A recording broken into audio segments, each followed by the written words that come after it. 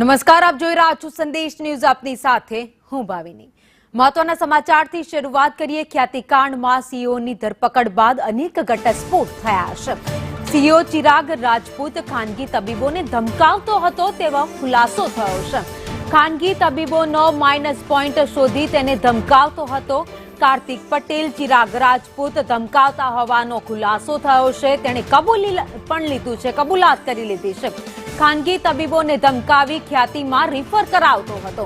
દર્દીને ખ્યાતિ હોસ્પિટલમાં મોકલવા માટે દબાણ પણ કરવામાં આવતું હતું અને જો વાત ન માને તો પીએમજેએવાયમાંથી પરમિશન રદ કરાવતો હતો, જેથી ખાનગી તબીબોને કૌભાંડીઓના તાબે થવું પડતું હતું. તો કાર્તિક પટેલને પરત લાવવા એમ્બેસીમાં લેખિતમાં જાણ કરાઈ છે. ક્રાઇમ બ્રાન્ચે એમ્બેસીમાં જાણ કરી તપાસ પણ હાથ ધરી છે. તો એજન્ટોને શું ગિફ્ટ આપી તે અંગે પણ તપાસ અત્યારે ચાલી રહી છે.